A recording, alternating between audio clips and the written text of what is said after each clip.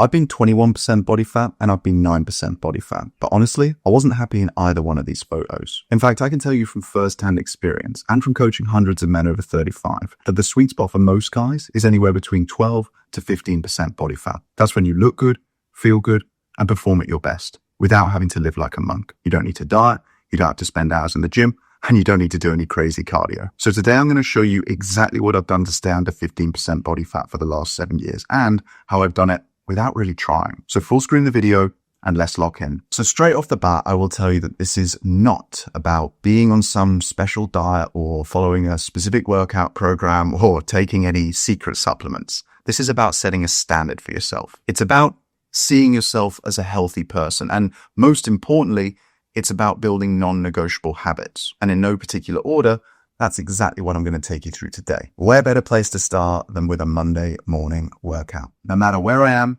how I feel, what I'm doing, or whatever nefarious activities I've been up to over the weekend, a Monday morning workout is a non-negotiable for me. In fact, if it was up to me, if I was president of the world, I would probably make this a law. And it doesn't even have to be lifting heavy circles in the gym. It doesn't even really have to be that intense, but just getting up, pushing yourself out your comfort zone, getting the blood flowing and the brain synapses firing, I think is so powerful. Doing something hard, doing something that you don't particularly want to do, particularly if it's a cold, dark Monday morning. There is so much power in that, both for you, but also for the people around you. Because you want to talk about setting a standard, this is the best way to do it. It improves your mood.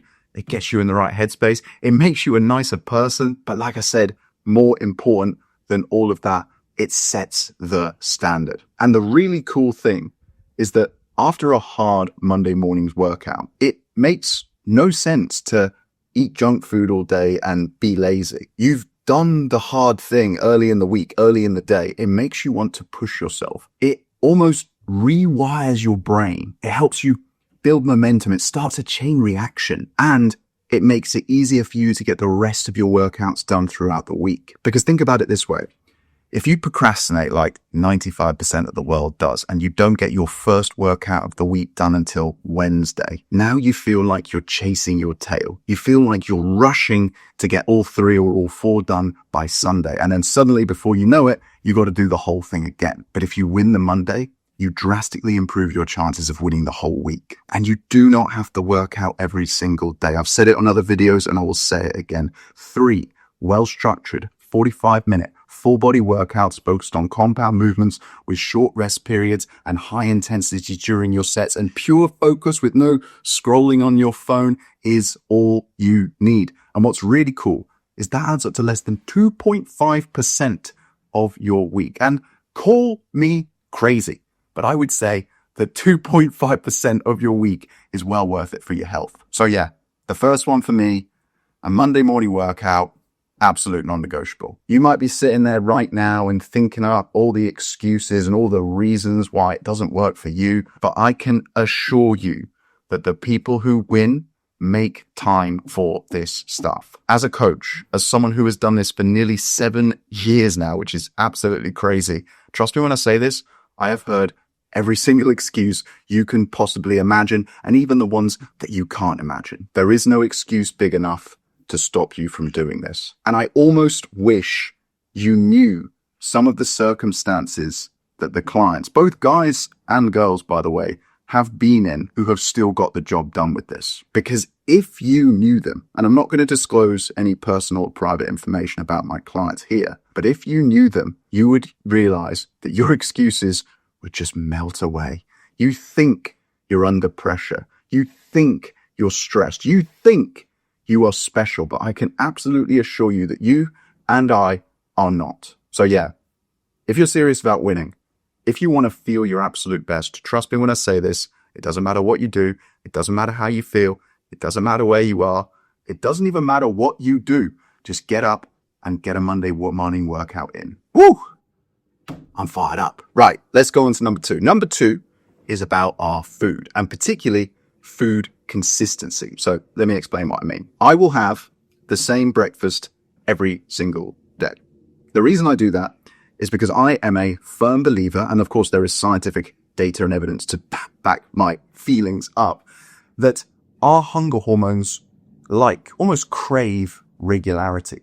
So we have two main hunger hormones. We have leptin, which is our satiety hormone, the hormone which governs and dictates how full we feel. And then we have ghrelin, which is our hunger hormone. It tells us how hungry we feel. It's the one that makes us want to crave the high sugar, high fat. It's the stuff that keeps us going back to the fridge, even when we've just eaten. But consistency and regularity with your food helps to keep these hormones under control. Now, I'm not saying you have to have the same food every single day, but I do believe starting every single day with the same meal makes this a heck of a lot easier. Your body and your brain, more importantly, knows what's coming. It expects it. If you're constantly changing things up and flipping switches here, there, and everywhere, eating at different times, it's a little bit like if you go to bed and wake up at different times. Your circadian rhythm doesn't know whether it's coming or going. Regularity with the first meal of your day, regardless of what time you eat, because I appreciate there'll be some people here who are doing intermittent fasting, although spoiler alert,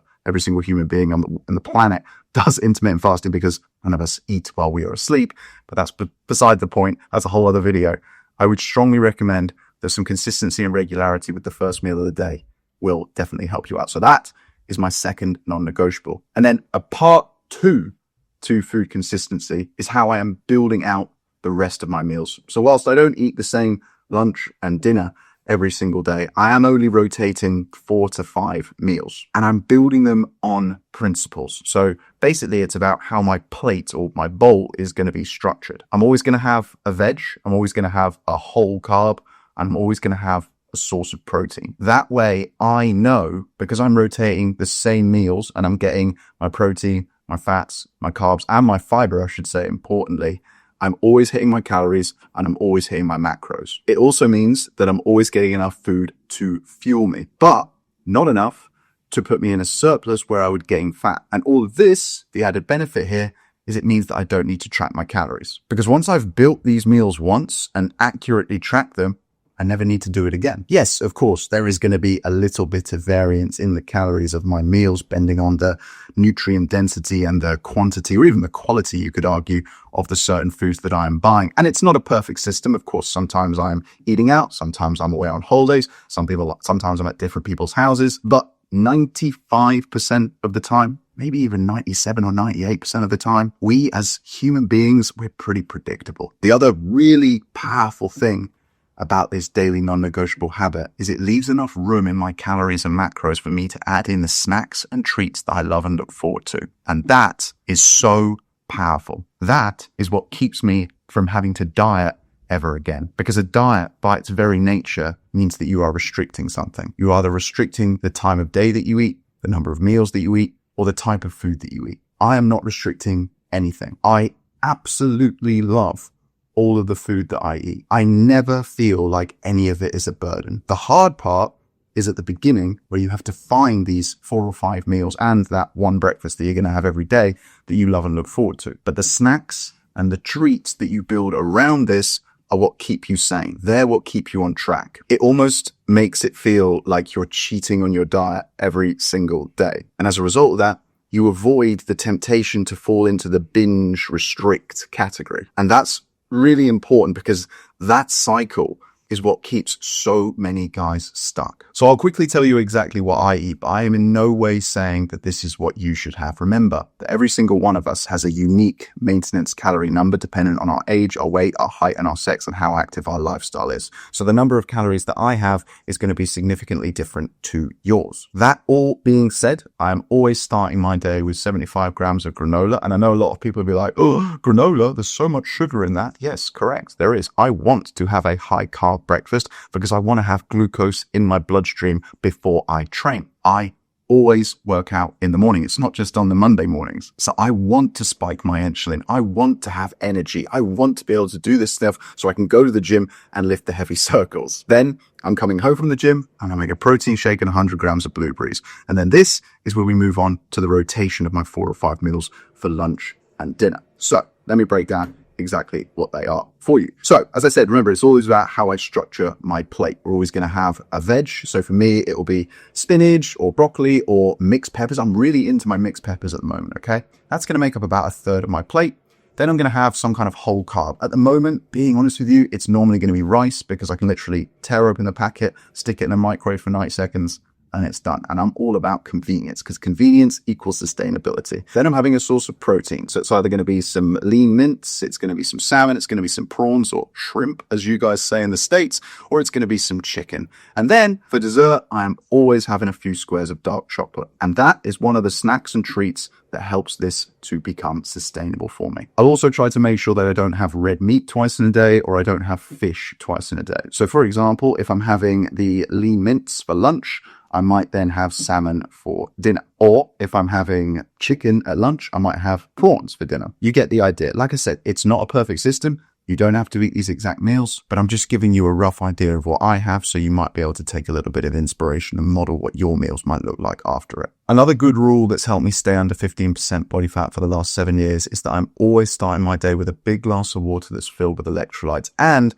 I always have a big bottle of water within arm's reach. Water quite often is the hidden ingredient that most guys are underestimating or not paying enough attention to when it comes to fat loss and staying lean. You see, food is our fuel, but I like to think of water as the backup generator. If you imagine that food, in particular carbohydrates, are the petrol that we put in our car to get us going, I like to think that water is the oil that keeps us moving and stops us breaking down.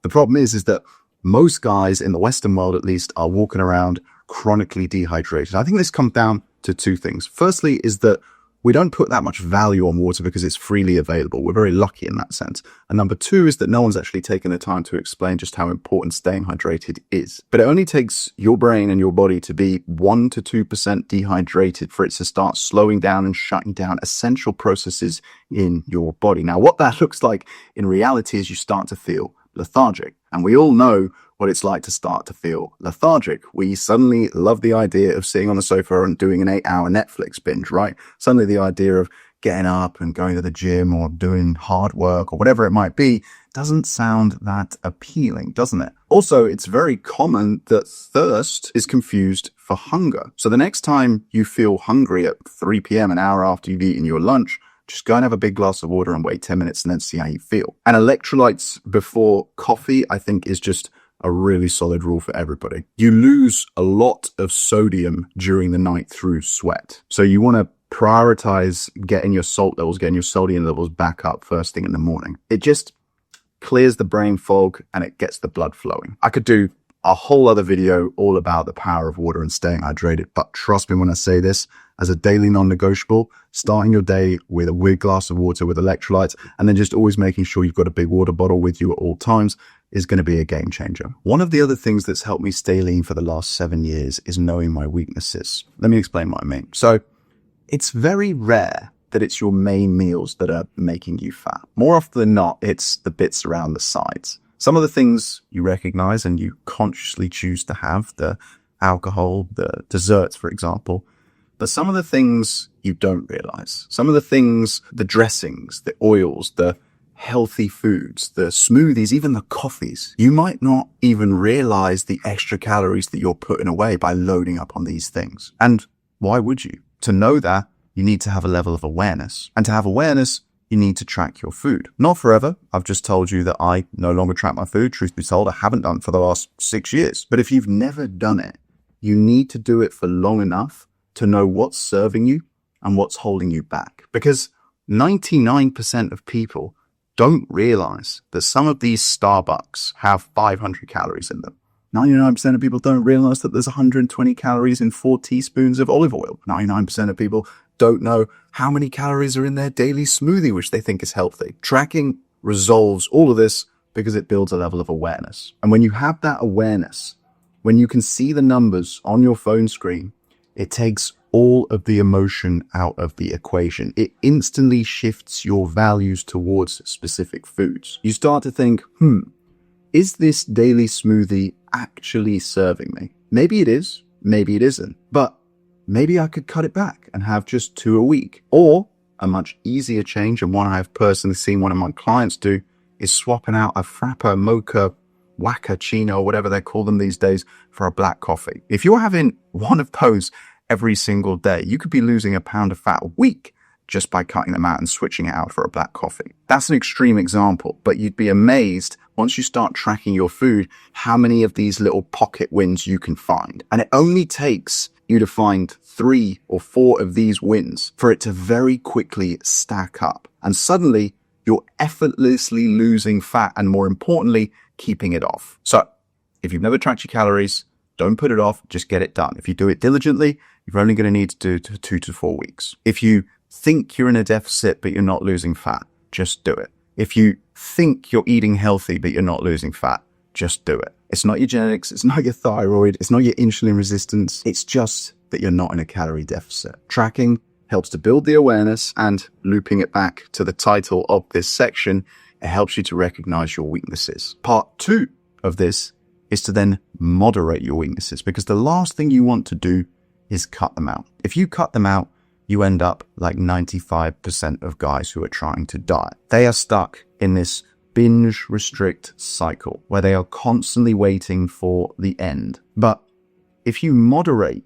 your weaknesses, i.e. the things that you actually enjoy and keep you sane, you never need to go on a diet, and there never needs to be an endpoint, because now what you've created is a healthy lifestyle. We don't want endpoints, we want checkpoints. We don't want a diet, we want a lifestyle that helps you stay under 15% body fat whilst enjoying the snacks that you love. Because there is no point getting to a level where you're 12% body fat if you can't go out for a dirty takeaway or a few beers at the weekend. You just can't do it 5 days a week. And then the last daily non-negotiable, when it comes to my food, don't worry, we are far from being done overall, is that I am always hitting my protein target. So you might not realize that the word protein comes from the ancient Greek word protos, which means first. So that should give you an idea of just how important protein is. Not just for building muscle, but to help to stabilize those hunger hormones. Remember, we have leptin and ghrelin to keep those cravings at bay, to keep your blood sugar levels stable, and of course, to help you build that muscle. You see, protein is harder for your body to digest and break down than carbs and fat. So as a result, it physically sits in your stomach for longer. And when that happens, it expands the walls of your stomach, which sends a signal all the way up to your brain, telling it that you are full. This then creates a chain reaction that lowers your ghrelin level, your hunger hormone, and raises your leptin level, your satiety hormone, to help your brain realize that you don't need any more food. Another way to think of this is that your body will just keep sending you hunger signals until you get enough protein. Because if you look at the classic American diet, as it's called, it's basically built on carbohydrates. I don't have the stat in front of me, but based on what I know about the clients when they first start working with me, I would estimate that the average man is eating just about 60 to 70 grams of protein a day. You want to be hitting at least, as a bare minimum, 100 grams. And then once you've got to that level, you want to be aiming for 0.8 grams of protein per pound of body weight. Don't see this as an overnight target. Build up to it slowly and surely. The easiest way to do that is aiming to get 30 to 40 grams of protein at each meal, which, if you follow the second non-negotiable I took you through, where you're building your meals and your plate around those principles we talked about, where you're always having a source of protein on your plate, should be easy. And of course, if you're still struggling, you can fill the gap with shakes and bars. Just don't make them the main source of your protein, because more often than not, there's a little bit of processed junk in there. They don't add that in a nefarious way. They just do it so that the shakes are palatable. And then once you're at 0.8 grams per pound of body weight, you want to push all the way up to 1 gram. I'm actually on slightly more protein than that on a daily basis. I weigh, on any given day, about 190 pounds. And normally I will average about 200, 210 grams of protein. But that isn't a bad thing, because it just means that you're going to stay full for longer, which is going to help you control your calories and stop you going into a surplus and gaining that body fat. So yeah, when it comes to staying lean, one of the biggest things that you can do with your nutrition is make sure you're always hitting your protein target. So we've got protein, water, building your meals around those principles, regularity with your food, and knowing your weaknesses by tracking your calories and building some awareness. So those 5, to be honest, if you just followed those 5 on nutrition alone without moving at any more than you did, I guarantee you, not only are you going to start to look better, but probably more importantly, you're going to start to feel so much better. But if you add this next one on top of it, you're going to become a superhero. And all you have to do is walk 10,000 steps a day. Oh, but Doug, I've heard that before. Everybody says that. Well, why aren't you doing it then? The average Brit and American is walking 3,000 to 4,000 steps a day, which means they're only on their feet for 40 minutes a day. Guys, this is pathetic. If only our ancestors could see us, they would be embarrassed. But I get it. You've got busy jobs. You've got to commute. You've got to spend 3 hours watching Netflix every night and scrolling TikTok on your phone for another 2. No, you don't. Get up, get out, get moving. People think that you are working out to lose the fat. You are not. You are lifting weights to build the muscle under the fat. Because that way, when you lose the fat, you're not just a skinny dweeb. That way, you've got an actual athletic physique. You also want to build muscle because it's metabolic tissue. That means the more muscle you have, the more calories that you burn at rest. The more calories that you burn at rest, the higher your maintenance calories. The higher your maintenance calories, the more calories you can eat and still burn fat at the same time. This isn't about becoming a bodybuilder. It's about building lean muscle so that you can eat more. So that this whole process, fat loss, is easier. So that you're burning more calories while you sleep. The best thing that you can do to not only burn the fat, but then more importantly to keep it off, is make those 10,000 steps a daily non-negotiable. Now, I appreciate that will probably be overwhelming because the average person watching this, 1 in 2, that took me a while to figure out there, will only be doing 3,000 to 4,000 per day. So what I want you to do is look at your actual objective data, go on your phone. We all have a pedometer built into our smartphones these days. See what you've been doing for the last week, for the last month. And all I want you to do is try to add 20% to that number every single week until it hits 10,000. 10,000 steps a day translates to around 400 calories burned. And this is life-changing. 400 calories in every given day might not sound like much, but that's 2,800 to 3,500 a week, depending on how big you are. And there are 3,500 calories in 1 pound of fat. Do you see where I'm going with this? That means if you walk 10,000 steps a day or 70,000 steps a week, because by the way, I appreciate that not every day is the same. We need to leave a little bit of margin for life here. You are going to burn 1 pound of fat just from walking. That means you could do none of the nutritional interventions that I spoke you through earlier and still lose 1 pound of fat. But imagine you did that stuff for your nutrition and you walked the 10,000 steps. Now you're burning 2 pounds of fat per week. Or more importantly, once you've gotten to 15% body fat, you can maintain it without even trying. Woo! So we've covered a lot there.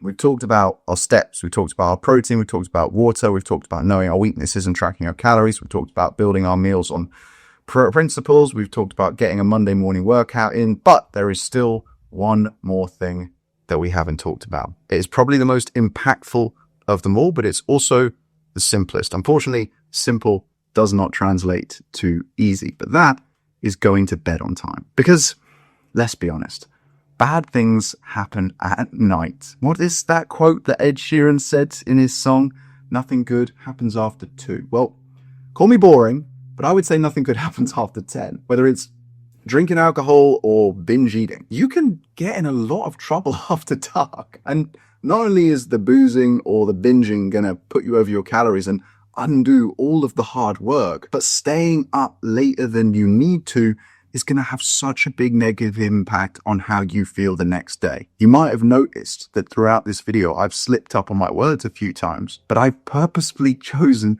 to keep them in because of the exact point that I'm about to make to you. The last few days here in the UK, we've had a very rare heat wave, and our houses are built for the winter and not for the summer, and we haven't invented aircon here. So sleep has been very, very difficult. Not because I've been doing anything nefarious at night, but just because it has been so damn hot. And look at me. Today, I'm an absolute mess, but I'm still turning up. I'm still getting it done. And I make no apologies for that. But if you are still with me, I do appreciate you putting up with my weird little stutter today. Seriously though, guys, we all know the impact sleep has on our energy. But the most underrated thing, I believe, is the impact that it has on our drive. The higher your drive, the easier it is to do hard things. And it's going to take you to do hard things to get under 15% body fat. Because trust me, once you're there, it's a heck of a lot easier. Why? Not because anything magical happens inside of your body,